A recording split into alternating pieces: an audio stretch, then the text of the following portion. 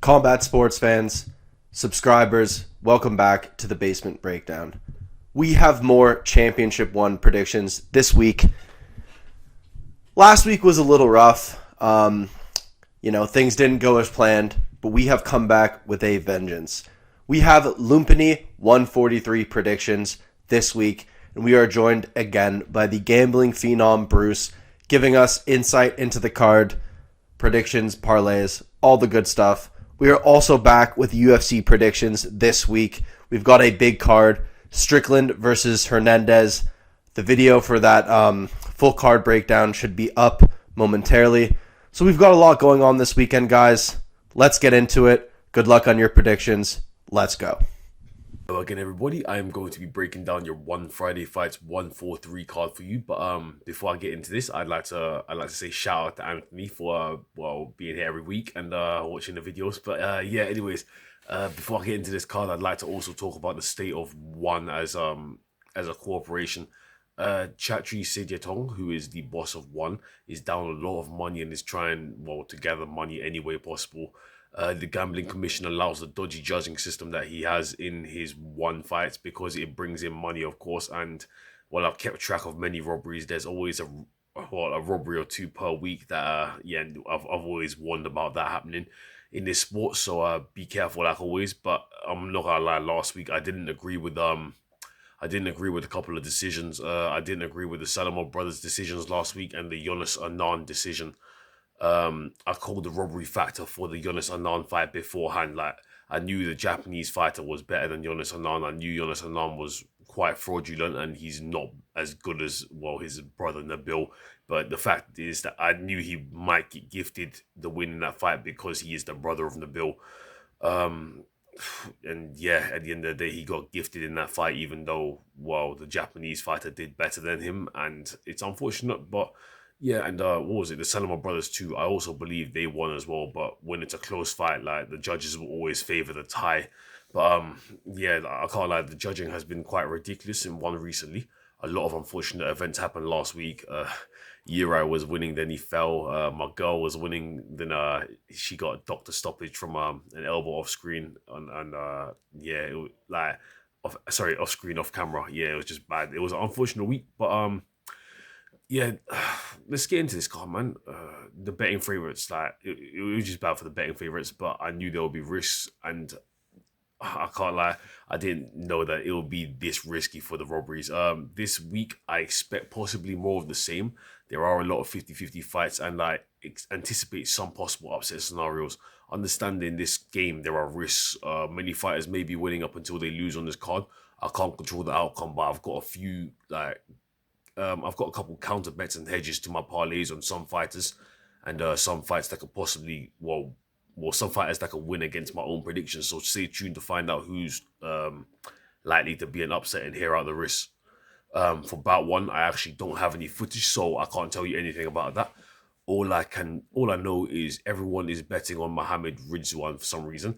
The Jap is a 16-year-old prodigy and could pose problems, but like I said, I have no footage and I would avoid this spot.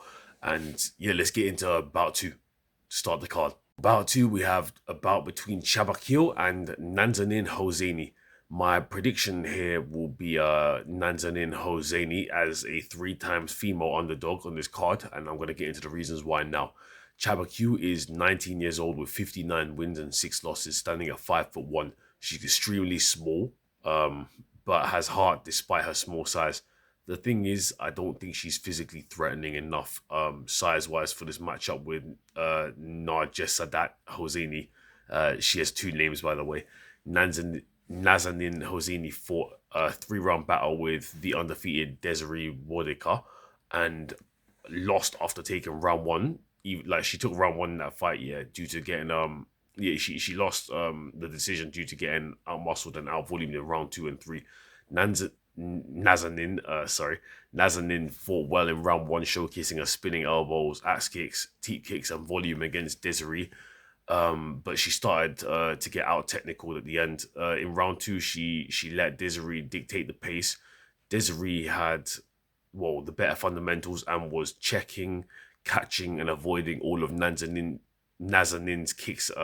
Nazanin could hurt Desiree with her boxing, which she couldn't hurt Desiree with her boxing, which was bad. Like Desiree just disregarded her power coming, like all the power coming from Nazanin. She didn't really feel any pain, and she was catching her with the bigger strikes. Nazanin couldn't find her range after round one when her opponent adapted, and her opponent just kept composure. Desiree kept composure. Nazanin proceeded to lose rounds 2 and 3, where she was outclassed and outmuscled by the bigger opponent, who actually started to predict Nazanin's moves. In this fight with Chabakyu, Nazanin will be facing a much smaller female opponent and can definitely win here. Chabakyu only has a left hook and right hook. If you watch her recent fights, all she does literally is throw her left hand followed by a right hook, with the occasional leg or body kick. Chabakyu possesses some physical ability. She's actually the more durable girl, I would think, but she's only 19 years old. She may be a decent boxer and has a credential win over Nongam, but like I've said, Nongam she has skill but is a bit low output. We bet on Chabakyu last time she fought, and I was not impressed. And at the end of the day, we also bet on Nongam last time she fought against Tang Tang, I think, and I wasn't impressed at Nongam either. So the fight with Nongam being a close fight that it was with Chabakyu and Nongam, I don't really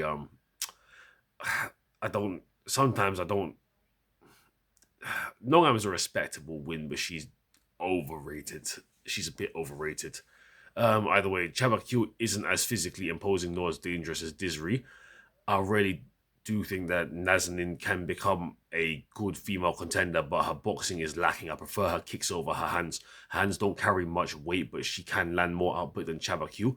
And in smaller gloves, she can hurt Chabakyu better than bigger gloves. Her hands will sting more now. She has the range advantage too, so she should be able to outland Chabakyu with kicks and long-range strikes. Chabakyu's rematch with Gusjong was not impressive to me. Gusjong was landing strikes on Chabakyu the whole time. Chabakyu was basically chasing the win.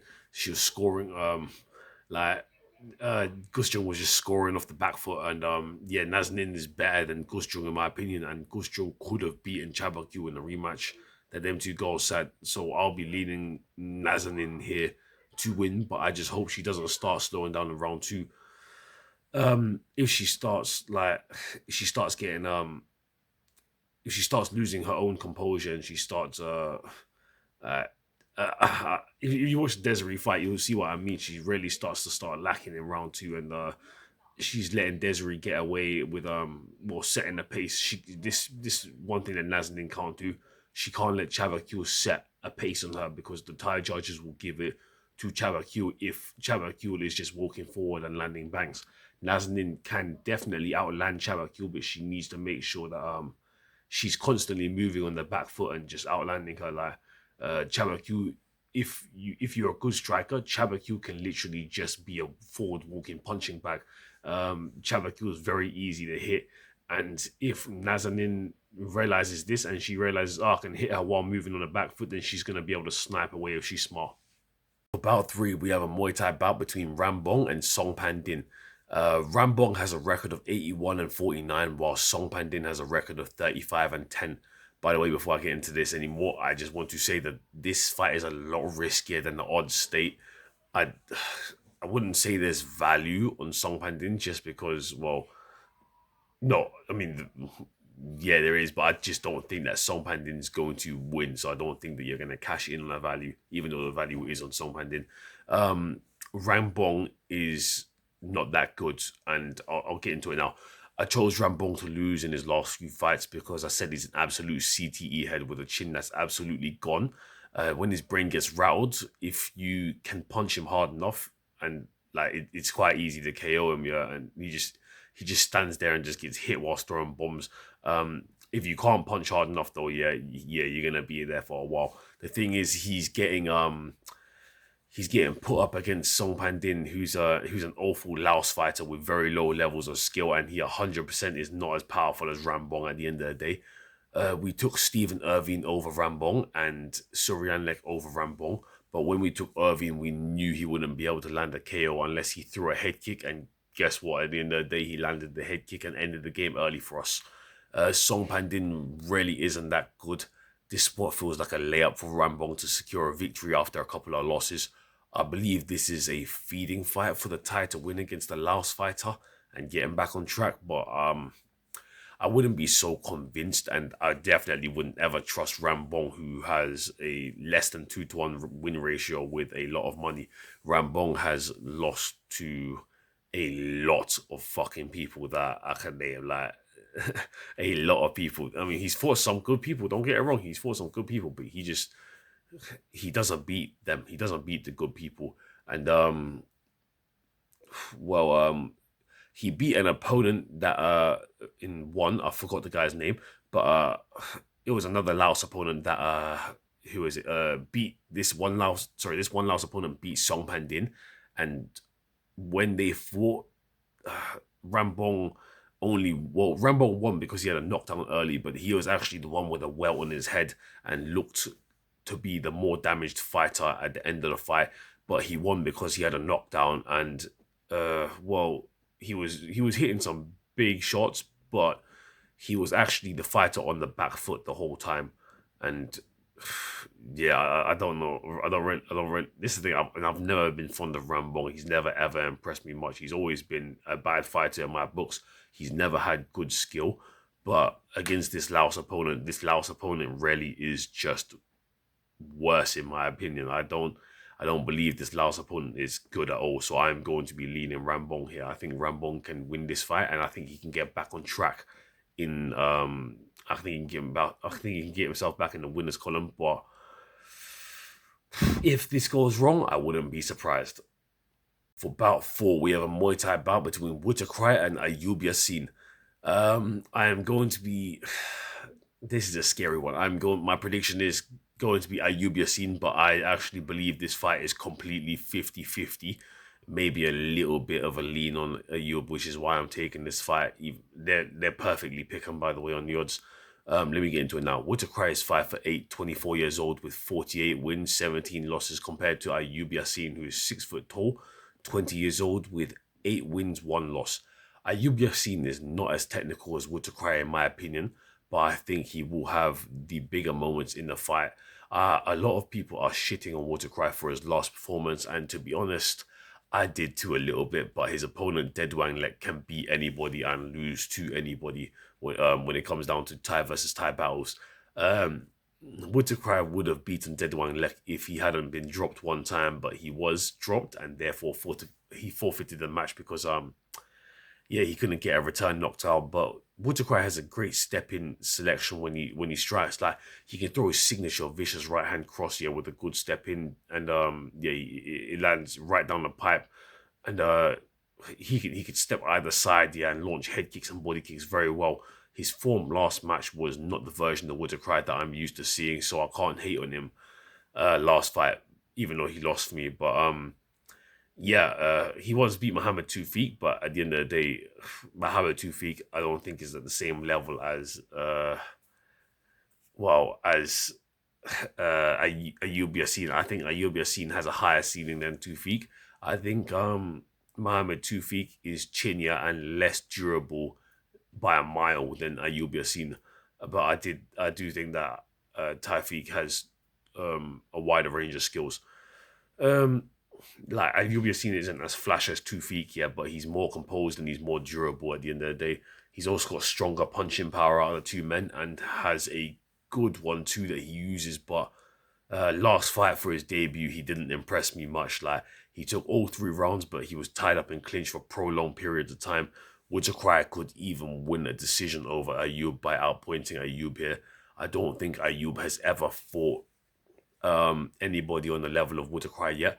The people he's fought on the regional scene are, they're dog water compared to Wuchakrai, and they don't have the same right hand power that Wuchakrai has.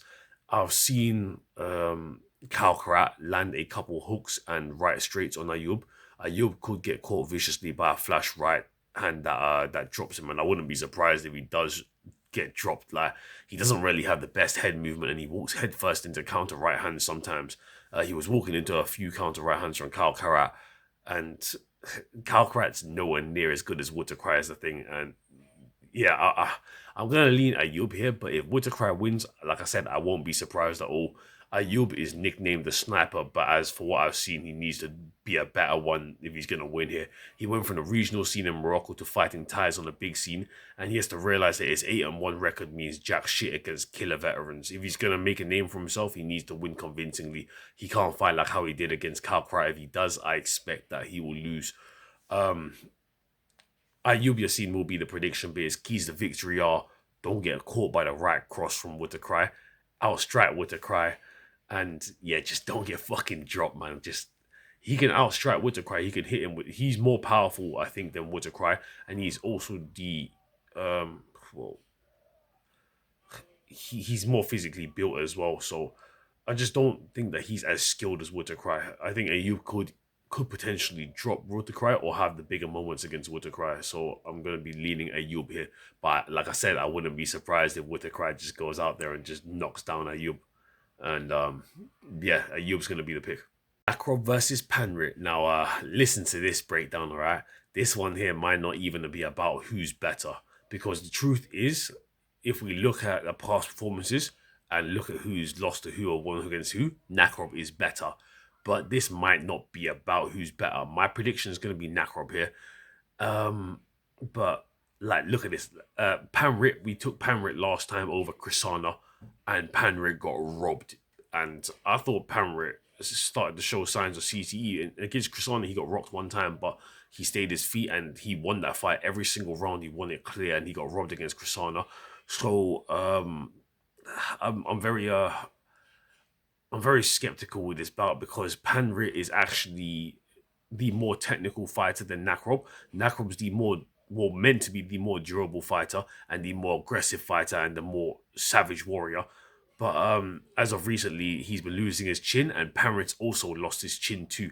And like I said, Panrit just got robbed, and he's the cousin of Superbond. Maybe they gift him another win if it's a close match, and it possibly could be. Let me tell you now why. Nakrob has 69 wins, 23 losses. He's fought very high level competition. I'd argue higher level competition than Panrit has overall. But Panrit is the more technical fighter in this matchup. Panrit has a record of 74 wins, 33 losses. They robbed Panrit over Krisana last time he fought, and we took Panrit as an underdog, which really sucks and it sickens me. Like I said, truthfully, I thought they'd rob it in the favor of Panrit if it's close. If it's a close fight, it's what I predicted because like he's Superbone's cousin at the end of the day. When we got seven underdogs right on that card. Yeah, it was on the Decho versus Surian Leg 2 card, but they didn't give it to Panrit despite him being Superbone's cousin. Like I said already, sorry, I'm reading off something that's written down, and what I was saying earlier was off the top of my head.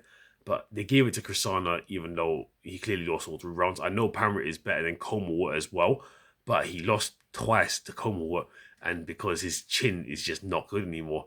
And I bet Komawat the second time to beat him. Like I know Komawat's a bum, and just like losing to Komawat means you can't trust him to do anything. Like Komawat is so bad, and I mean, truth is, Panrit, I feel like has been trying to recollect his chin. He lost his chin, but he's trying to. I feel like he doesn't want to feel like he's lost it. He's trying to fix it because he even went up a weight one time to try to see if his chin will put on more muscle and wouldn't get dropped.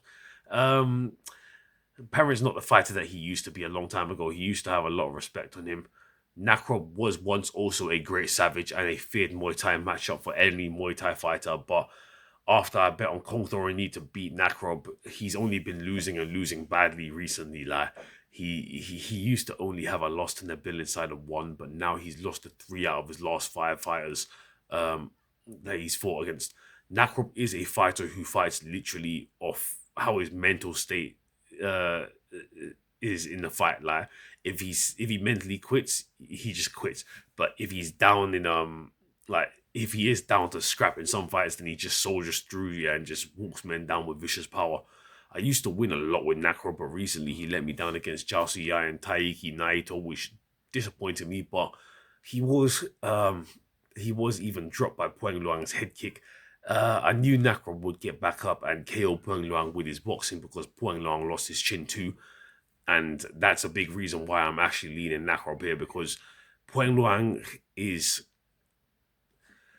I think he was considered at a time better than Panrit, and if him and Panrit fought, he could definitely beat Panrit for sure. Like Penglang Banram is a very technical fighter, but Nakrob I took over Puengluang because, well, Puengluang, like I said, lost his chin. And even though Nakrob got dropped by the head kick, when I saw him get back up, I knew he was going to win because the only way he was going to win that fight was by KO. I've also said that many times that Panrit, like Puengluang, lost his chin. So, and like he's been losing fights that he shouldn't lose, like against Cobra. So I also that the reason why I bet Cobra against Panrit was because I knew Panrit lost his chin. So how can I not take Nakrob here over Panrit? Like in my mind, this is a lock, but it's not only for the fact that Nakrob 2, I'm starting to not trust him a little bit now. His chin, I feel like, is fading too. He's getting dropped much easier than he used to before. He was dropped by a jab from Taiki, so don't expect anything from Nakrob here anymore. Like, this is a spot where he can land a KO here if he musters enough heart to pull through, but I've lost confidence in Nakrob in his last few fights. This is a big, big step down, though, like I said, from his last few opponents. But Panrit is well respected and also was like just robbed of his victory against Krisana.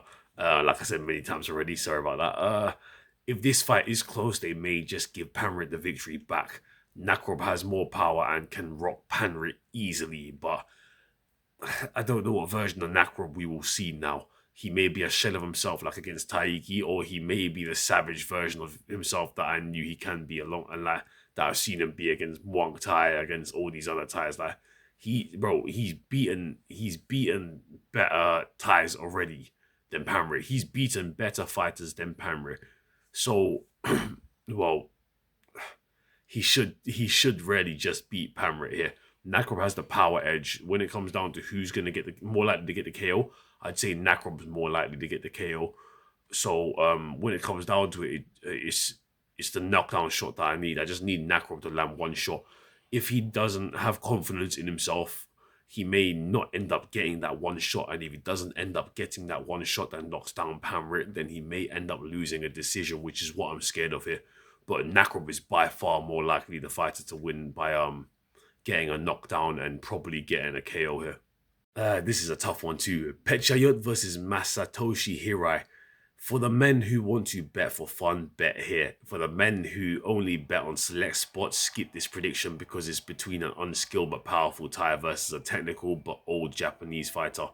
And yeah, Thailand normally wins the close decision in these type of spots. Yeah, I'm just warning you right now before that because I'm going to be taking the Jap here, even though he's older, at 33 years old or 32 years old.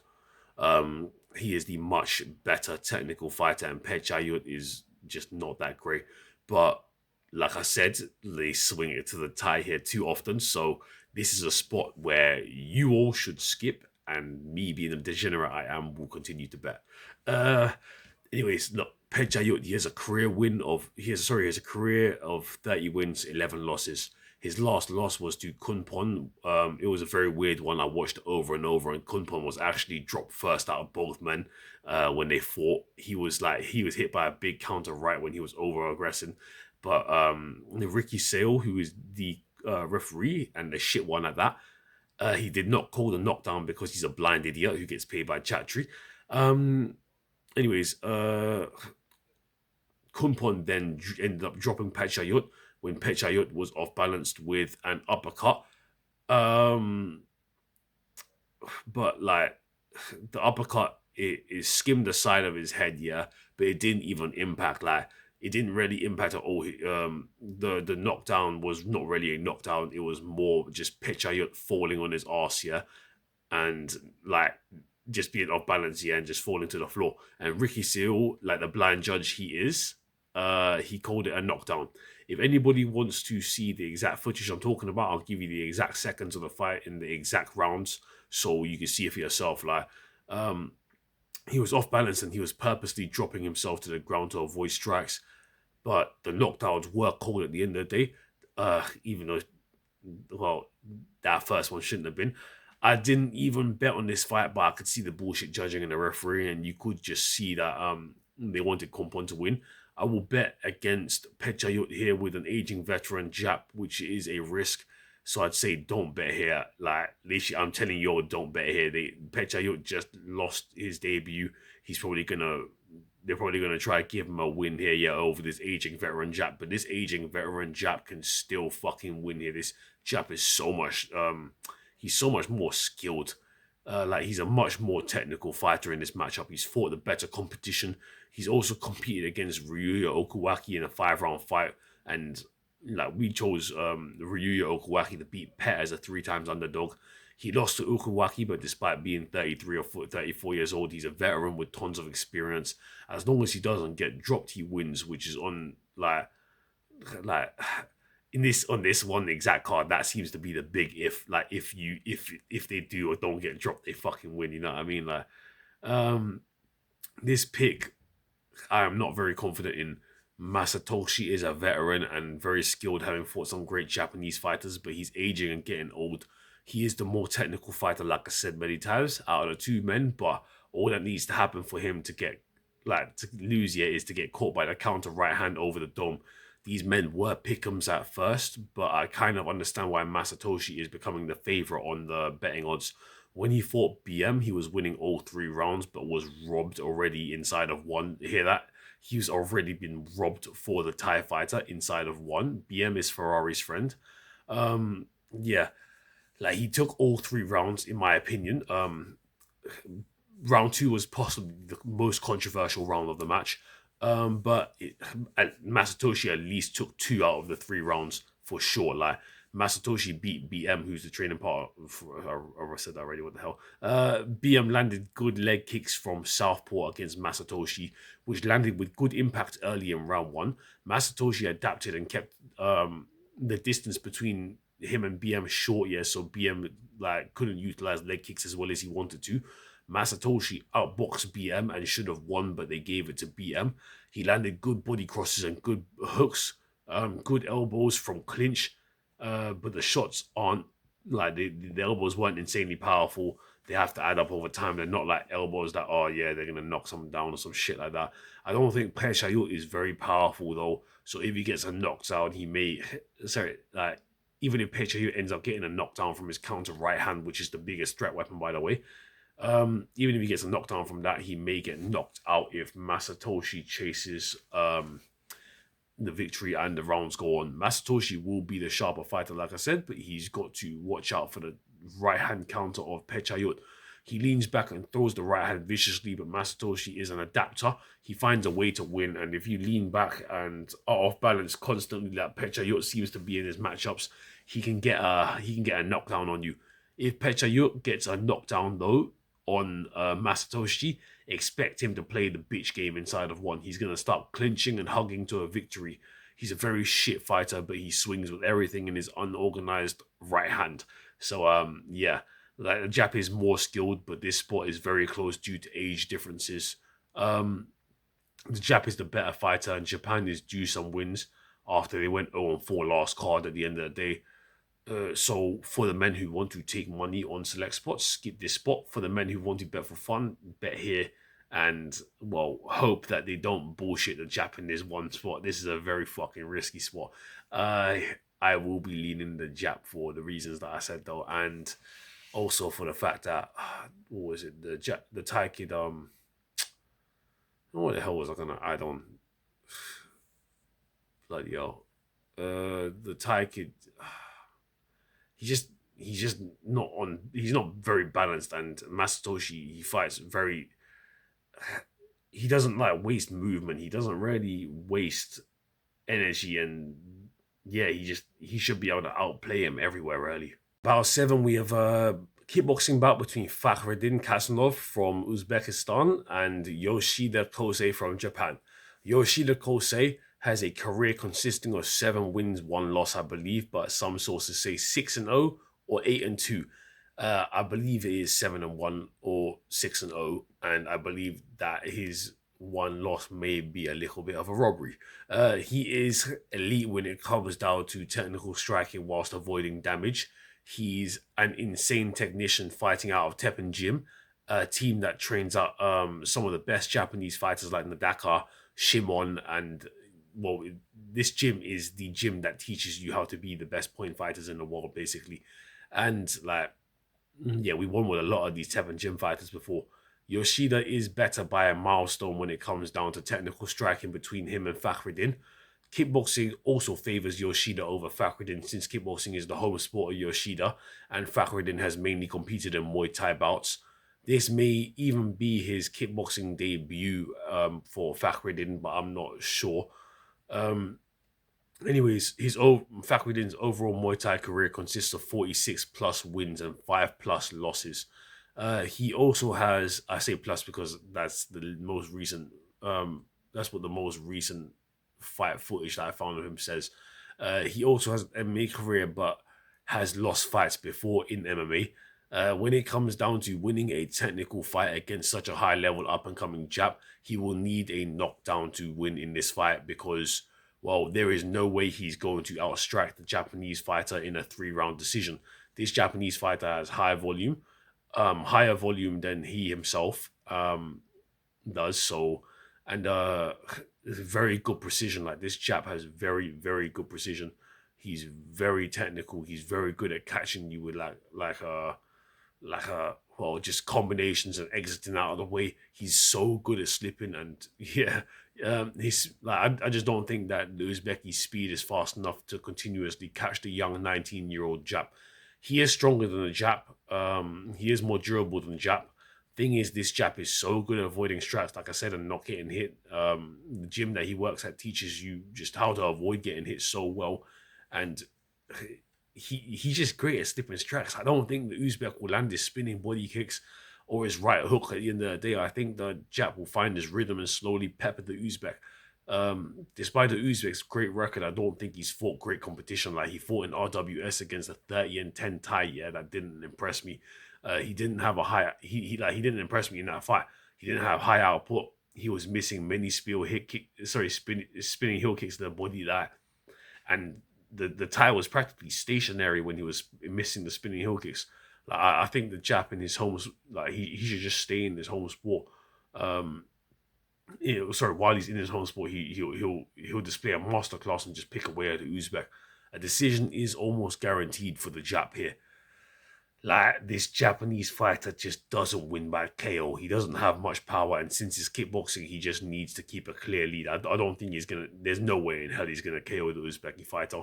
A decision is practically guaranteed, and well, if the Uzbeki doesn't knock him down, then so is his win as well. And let me tell you something: this chap is so good at knocking and hit that I don't think the Uzbeki even has a chance to knock him down. I'm going to be taking the Jap here. He's just going to point fight his way to a victory. For bout 8, we have a Muay Thai bout between Michael Baranov and Shoma Hattori. Michael Baranov has a record of 11-3. He stands at 6 foot. Yeah, 6 foot exactly, I believe. He is 2 to 3 inches taller than Shoma Hattori, who stands at 5'9" or 5'10". But Shoma Hattori is the more stocky built fighter. Michael is the better point fighter in this matchup, and although he lost last time he fought against Ali Kella, I've seen that Ali Kella is a good fighter with power in his hands. Baranov was in the lead during this fight with Ali Kella, but ate around 2 or 3 groin kicks that fight that 100% stunted his ability during the fight. I knew the odds were a bit ridiculous on him, but I went with them anyways and ended up biting the bullet. Ali KO'd Baranov, but Baranov had the lead up until the point. Baranov also seems to have the better skill set and the better evasive style out of these two men, him and Shoma. But the kickboxing rule set may take away 2 of his 8 moves that he has.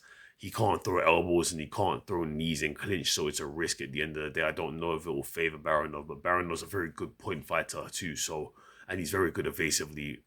So he could, he should win here. He could get dropped by the composure of the Jap, who will eat his strikes in round 1 but slowly work away, picking shots inside the close distance. If Baranov gets dropped here, I will be very disappointed.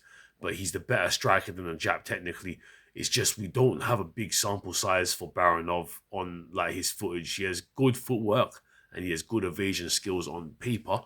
And well, from the footage I've seen, but he gets caught here and there at the end of the day, like any man does.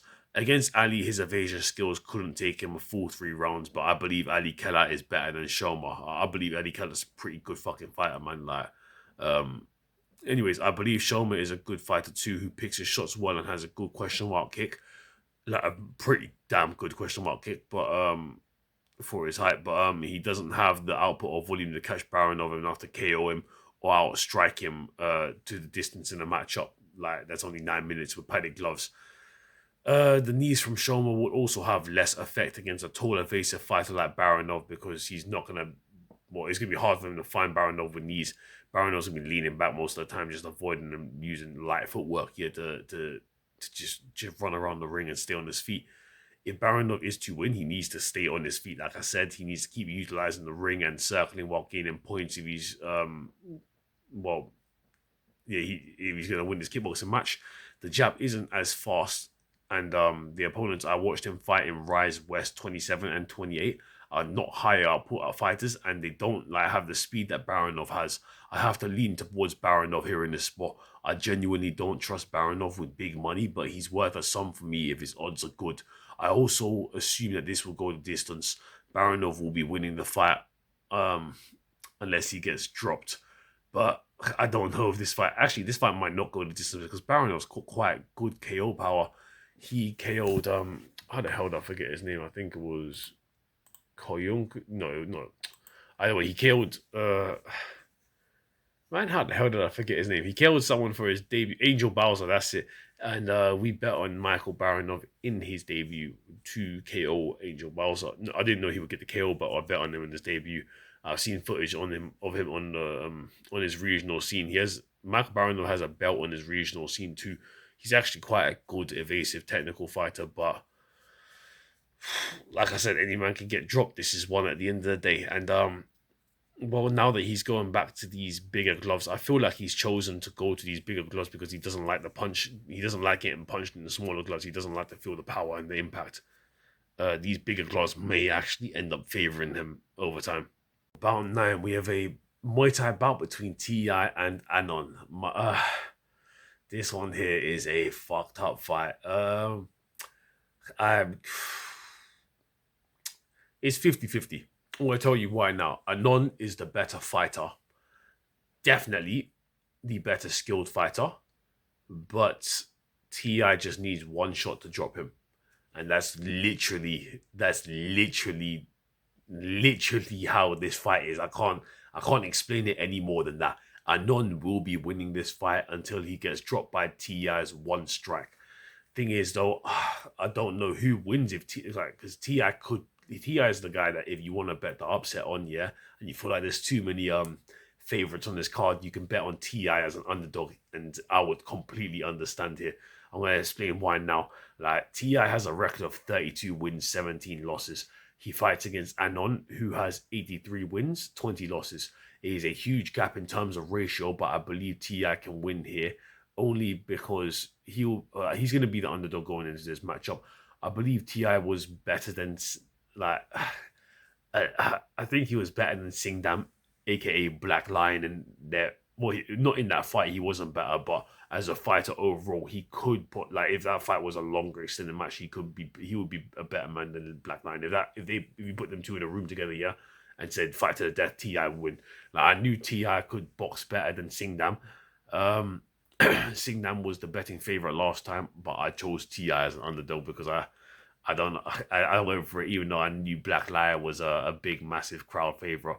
I chose T.I. because I believed he could find the strike that he needed. Don't get it wrong, like, T.I.'s arm in that fight was small and absolutely like to shit.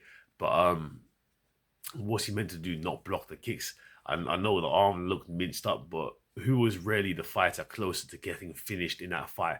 Singdam was the closer fighter to getting finished. He was the one that was hurt, had a bigger shot of the match in round 3 that led to him running and clinching whilst T.I. was licking his lips, chasing a fucking injured opponent who was just simply put, getting out physical by T.I.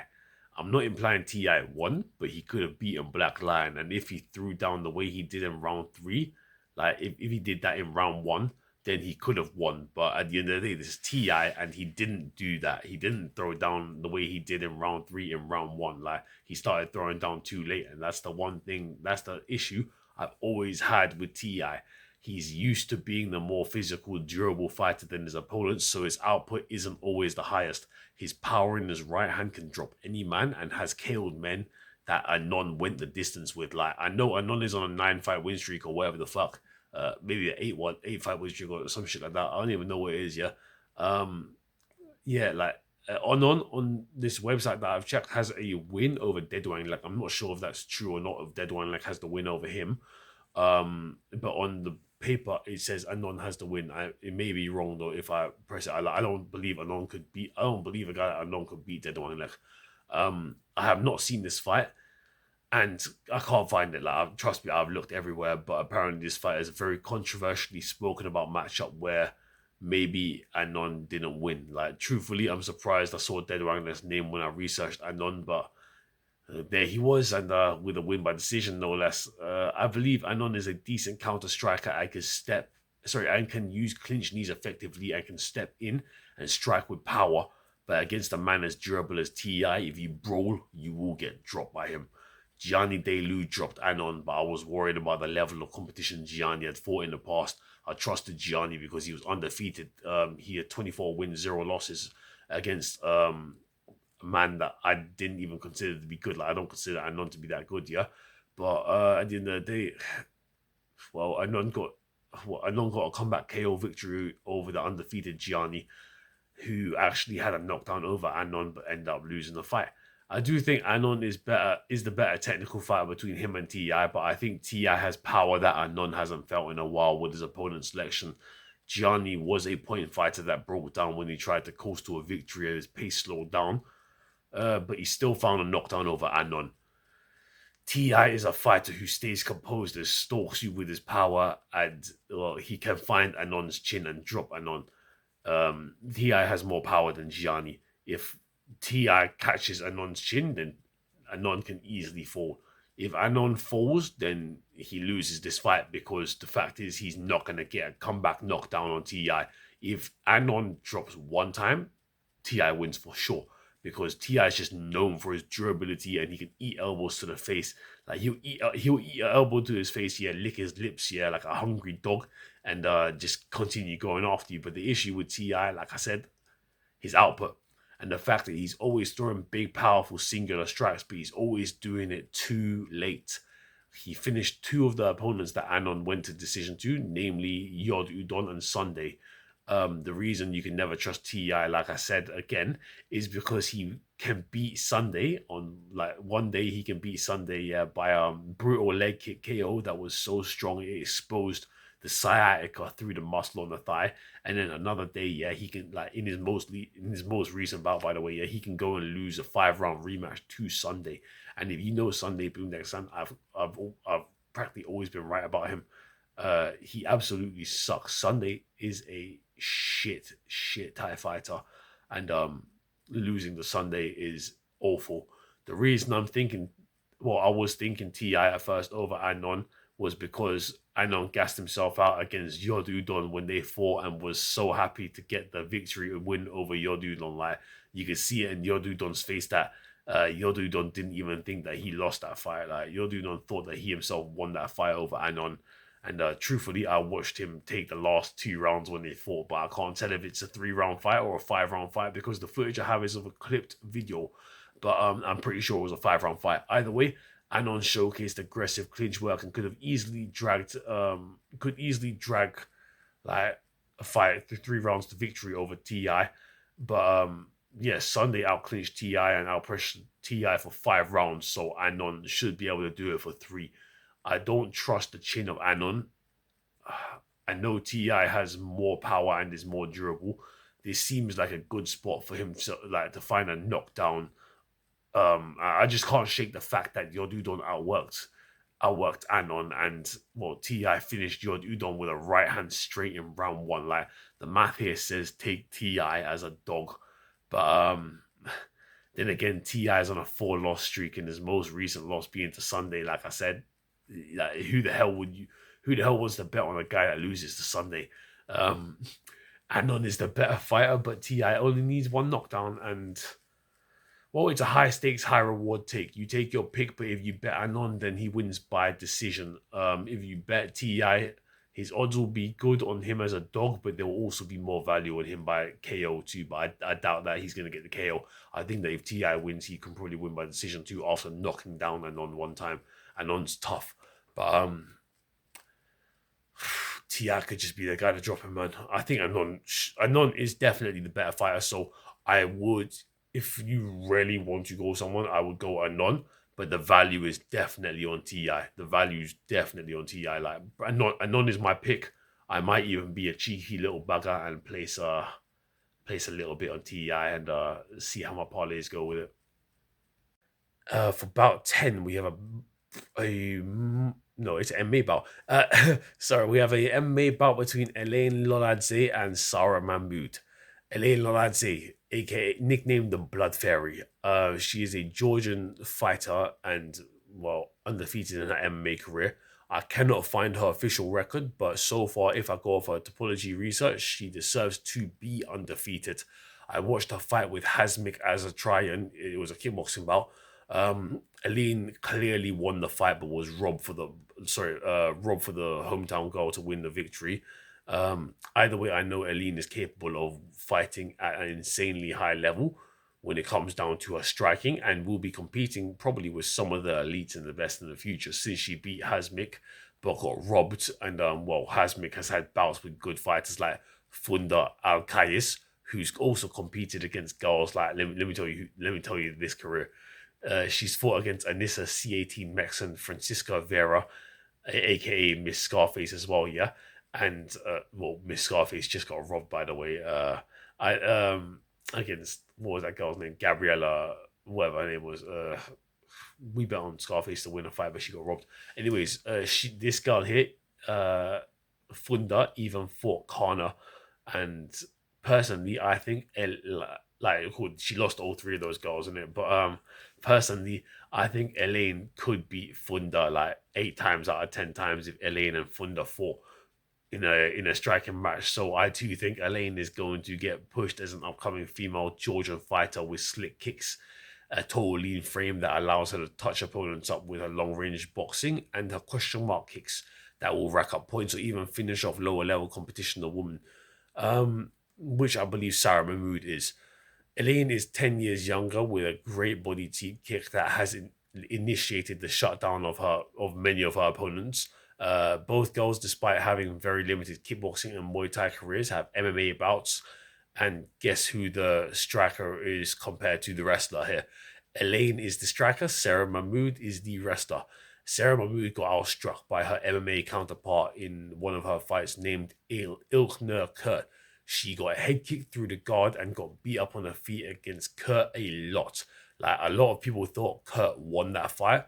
There is an argument for her to win because Kurt did more damage on the feet, like, by quite a bit, like, and she had definitely all the strike count in her favor, but Kurt did get out wrestled by Sarah. If Sarah can't outstrike an MMA fighter, on the feet, then I don't know how she's gonna be able to keep her strike output high enough without getting peppered in this fight. Like, she's going up against a very good Muay Thai and kickboxer. And she's also 33 years old compared to 23 years old. Like, she's gonna gas out quicker. Like, she looked horrendous in round 3 against Kurt. She looked beat up and just gassed and looked horrible, and she won the fight, but it was a very damn close fight, man. Kurt almost finished Sarah, and if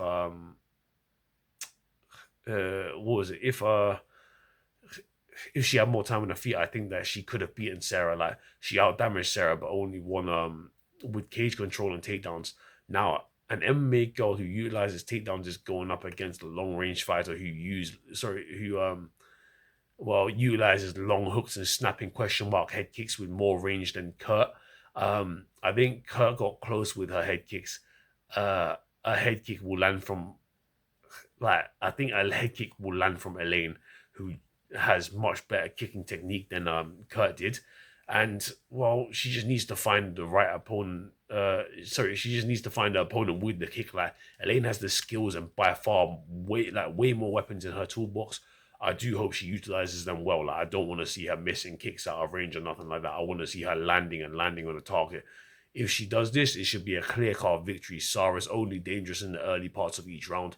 She fades very quickly. She starts trying to hug you and hold on and just wrestle fuck you. But her wrestling's atrocious. Like, she looked like she was trying to walk through fire in round 3, just getting picked apart the whole time. At the end, just looking broken. Her whole game plan was to wrestle her, just her body language looked horrendous. And Sarah can actually submit girls. Like, there was one Filipino girl who was a bum, but she managed to submit her after the liver kicking her. Like, Elaine, not Sarah. Elaine has like the ability to win and the ability to win by submission here in this matchup too. But honestly, I believe that Elaine probably actually finishes Sarah in this fight. Sarah's 33 years old. Elaine's young. Elaine's dangerous too. She's got definitely the better striking, and I can only assume she's going to win and win by finish. Bout 11, we have a Muay Thai bout between Lamsing and Plai Payak. Lamsing has a record of 71 wins, 18 losses compared to his opponent Plai Payak, whose record I cannot find, but he has around 90 fights career-wise too. His ratio is not as good, however, from what I've seen. And on the website that shows me his latest wins and losses, he's not beaten anybody great and certainly not fought the competition that Lamsing has. Even though I hate one and I despise Lamsing for winning a robbery over Kasan Sanawov, I understand that in this matchup, like, he's the better, stronger fighter. And, well, like, Lamsing is probably like just a better boxer in this matchup. He has more knockdown potential and less potential to get dropped here in this matchup. He also should have the better boxing than Plai Payak, who was getting outboxed by Jowin C, who is, in my opinion, a absolutely trash fighter. And we bet against Jowin C with Den like as an underdog lock of the week. Plai Payak, he fought Jowin C and the fight was fairly even for the most part. Many people found it a controversial loss, but I thought the decision was correct. Like, Plai Payak won the fight, in my opinion, but only because he utilized more weapons and not just boxing. He threw kicks and was more dominant in clinch with his knees. He was getting outboxed by Zhao and C though, and if you're getting outboxed by Zhao and C, then I gotta take Lamsing over you because Lamsing's way better than Zhao and C as a boxer. Like I said, we took Den to beat Zhao and C as an underdog, and truthfully, I don't even think Den is very good. I think Lamsing will beat Den, so I have to lean Lamsing here all day. And but he could get out clinched, and Kong Thorny may be in the corner of Plai Payak for his debut. So Lamsing got butchered last fight and didn't deserve to win, yeah. But he's a better boxer than Plai Payak.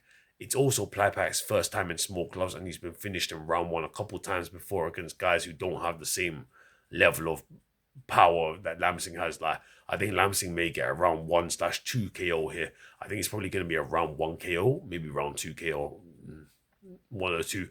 His keys to success are avoiding getting clinched and avoid getting out-kicked by a fighter who's going to attempt to run for 3 rounds.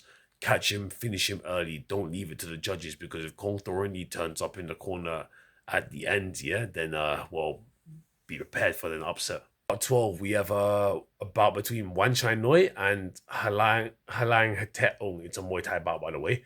Let's get into this. Wanchainoi has a record of 101 wins, 23 losses. I know this because he, when he fought Kun Suk Lek, aka Little Warlord, he had 100 wins, 20 losses. I'm just clarifying this because apps like SofaScore are saying that he has a record of 98 wins and 50 losses, which is like horrendous compared to what his ratio actually is. Like, he has a win ratio of around 4 to 5 wins per 1 loss, and we bet on him to win his debut match against Coco, where he was an underdog. And I consider him to be a safe underdog on the card, but he showed some weaknesses in this bout, and I underestimated Coco. Like, he took the first round from Coco with a left elbow into a swift right hook that dropped Coco, but he proceeded to win the rest of the round 2 hunting Coco. In round 2, he was still swinging ferociously trying to eliminate Coco, but couldn't do so, and in doing so, he looked like he was starting to steam out.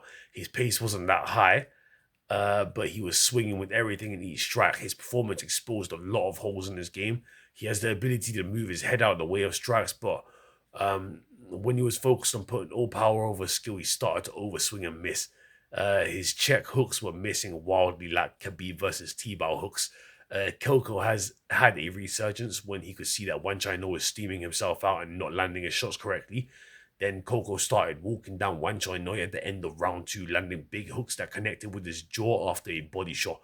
The first strike to the jaw had Wanchainoi unable to defend properly, and he was wobbled to the point he almost fell, but he managed to hold his footing and coasted to a victory in round 3. But his nose was bloody from the uppercuts, and if he hadn't gotten the knockdown in this fight, he may not have won the fight. He cannot go all out and try to steamroll this Myanmar opponent because he may end up losing if he doesn't drop him. But this is the thing, I think that he learned his lesson against Coco. I've seen Wanchainoi go 5 rounds with Kun Suk Lek, so I know he's got like the gas tank to be able to go 3 rounds, and he's good. He can win. I don't know why he gassed himself out against Coco. Like, I don't know what pace he fought at and why he put everything into each shot. But yeah, he's also the much more accoladed fighter, having been champion in some stadiums. But if he's not careful, like I said, Halang could just find the one strike that he needs to win. Sorry, excuse me. I have no doubt that Halang is more durable than Wanchainoi, and I've seen Wanchainoi hurt at the end of the day. Halang is known for his durability on the left weight scene, and he can kick. Like, he's got a body shot KO win over a left weight champion, but left weight is like the level's much lower than Muay Thai and like the RWS scene. Like, although I can't find his record, don't be alarmed if he comes in undefeated in this matchup, because in left weight you can only lose by KO, and I don't think he's ever lost by KO. And if that's the case, then he will have an undefeated record inside of one, because they don't show draws, but outside he will have a bunch of draws when nobody was finished. I think Wanchainoi is going to win here. He's the more skilled fighter, and if he doesn't steam himself out, this will be a layup for him. Denkrinkrai versus Petapichat. This is going to be a long one. Anyways, Petapichat has a record of 72 wins, 11 losses. He has beaten many well-known men, some of them whom you may know or may not know, but I found some big regional names and, well, one championship associated names like Face Erwan, Patak Pet, who beat Charapon, by the way. And he also has a loss on his record to Suswek, who I can barely find footage on him, but like of that fight, but I find it hard to believe. I think it was a robbery because he already beaten him up before, and then they made this rematch happen anyways. Since Petapichat has a win and a loss to Patak Pet, he can lose to people who he's better than, and we've seen like that scenario inside the one already. Like and literally with him, like he's beaten men who've beaten men that he's lost to at the end of the day. Fighting isn't as predictable and easy as it seems, and any man can lose to any man, especially in Muay Thai. But Petapichat beat he beat Charapon. So yeah, I'm leaning towards Petapichat. He should be the better boxer, hopefully. And actually, no, I take that back. Denkrinkrai is the better boxer in this fight. He has the more powerful boxing, the more dangerous boxing, but the more technical boxing and the higher output boxing comes from Petapichat, I think. I think that his IQ and technical style adapt to the southpaw stance from Denkrinkrai pretty well. If he can adapt to the southpaw stance and avoid the big left body kick from Denk plus his apparently newfound head kicks, then he should outbox Denk. It's 50-50 whether Denk will be the fighter on the back foot in this fight or on the front foot. But if he is on the back foot, he will attempt to force the fight to play at his pace, where he steps back and launches his left kicks, which is his power side kicks, by the way. He will also attempt to launch his left overhand or left hooks, which are his biggest boxing weapons. He often throws the left hand retreats and kicks, but other than that, and his clinch style he uses to win. And his knee that he has, like, there's not much else that impresses me from him. His durability and strength are a major factor in this matchup. We bet on and against Denkrinkrai many times and have been pretty successful so far. Like, we did lose last time with him against Asahi, but Asahi was the betting favorite in it, and I thought, I knew Denkrinkrai could lose that fight. Could win that fight. I knew that Denker and Cry could win that fight, and I knew Asahi may be too gun shy, which is exactly what happened. Asahi was way too gun shy, despite being a better boxer than Denker and Cry. Denker and Cry has a record of 59 wins, 34 losses. He has less than a 2-to-1 ratio. So yeah, even though Denk can beat some men, he needs the right opponent who will play his game like Lamsing did when we just took Denk as a 2.5 times dog against Lamsing. Lamsing just followed him the whole time, eating kicks in the left hand. I don't think a technical fighter like Petr Bichat will be doing this and being this stupid, and follow for 3 rounds, getting tagged by Denk's biggest and most obvious weapons. Denker and Cry, what Sharapon are boys and they're trading partners at the end of the day, but I consider what Sharapon to be the better fighter of the two men. Wait, no. Sorry, that there is all false. That there is all false. I do not consider what Sharapon to be better than Denker and Cry. I don't know why I have that written down. Sorry. Deng lost to Tom Yang Kung, who Petr Bichat also beat. I forgot to mention Petr Bichat can also perform in southpaw himself. Like, he has a powerful left hand and good knees. He usually opens up his bouts by attacking the legs, which will help take away and possibly trip Denk when he lifts his leg to throw his own kicks. Starting low with kicks is important to set a pace to get the feel of your opponent. It's one of the fastest moves to reach the target besides the jab. And since there is much less room between your leg and your opponent's leg, compared to the hooks or to the head or the body, these kicks will disturb the rhythm of Denk and should be a win. This should win.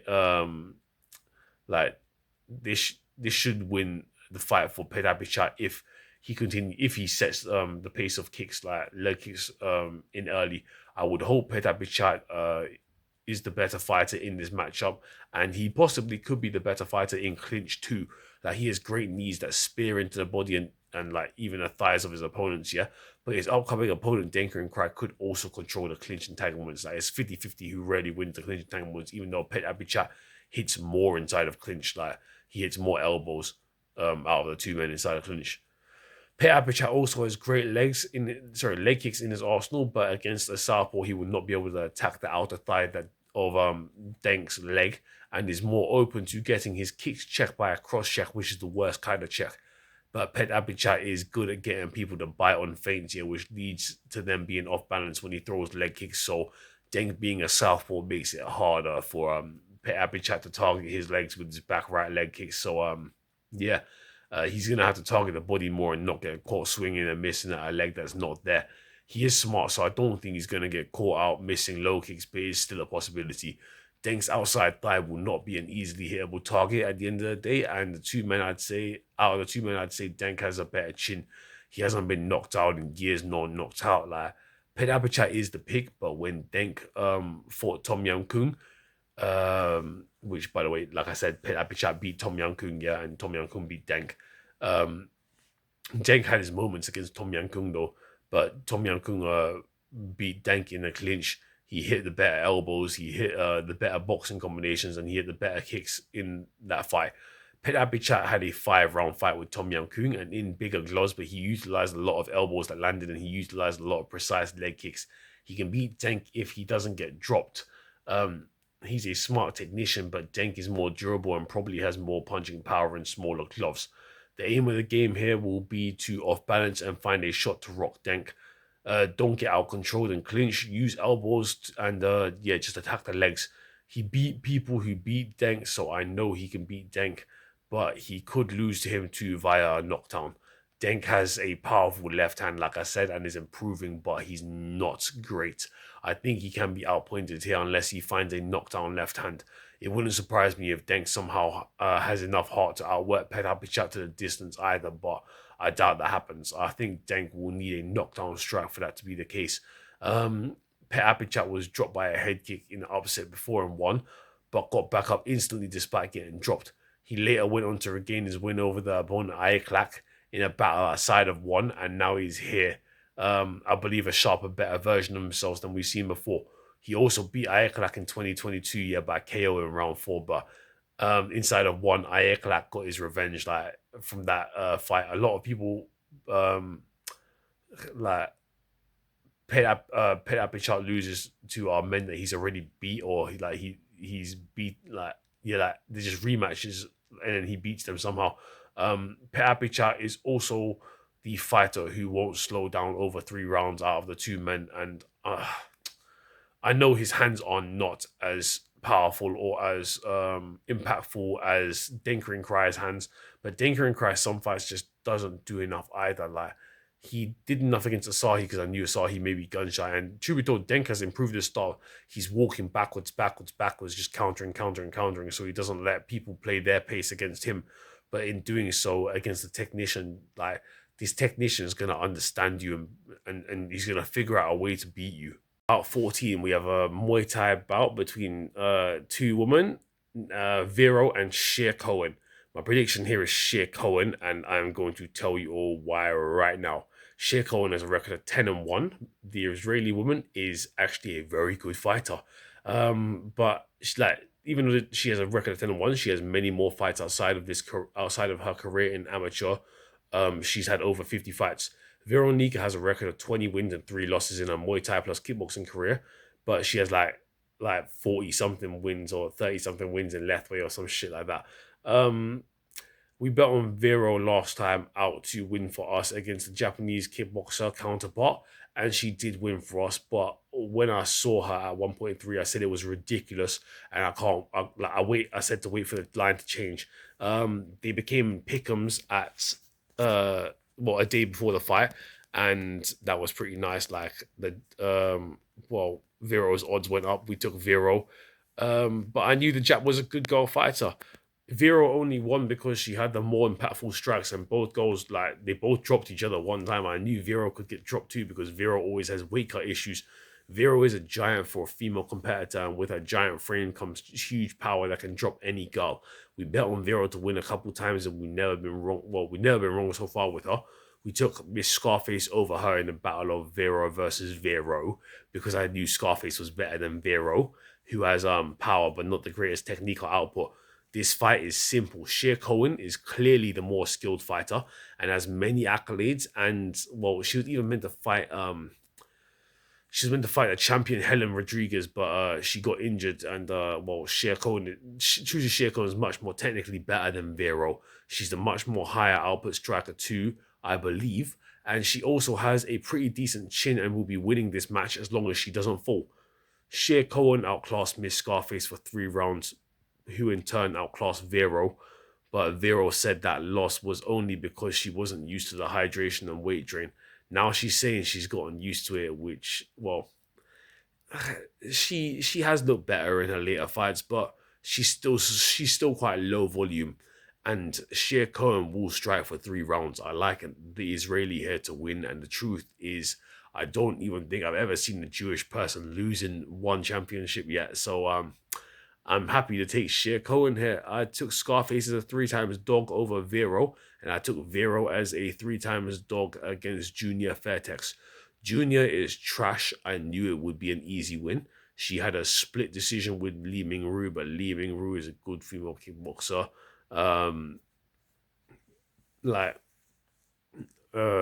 With great technique at the end of the day. This was a very closely contested fight, but it just wasn't safe. It wasn't safe at the time. Vero was my pick, but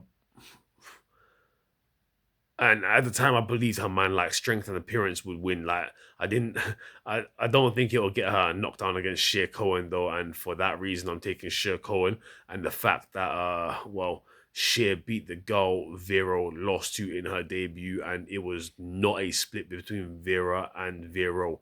Vera dominated that fight, and I'm gonna have to go with the Israeli chick here, and let me tell you something, she's actually very, very good, and she beat Scarface convincingly, like I said, and Scarface beat Vero, so that's the MMA math for you. And there was something else about her that I forgot to mention. It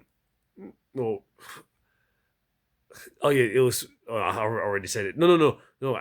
Whoever wins this match, is very important for either woman, because whoever wins this matchup gets they get put in title contention. So whoever wins here, yeah, gets to basically get their call out and say, "Oh, I want to fight for the belt next." That's what they get to do. That's why this is a main event spot. So if Shir Cohen really wants this. Let's just say that, innit? Both girls really want this, but I think Shir Cohen's going to be the one with the better skills to prove that she has it.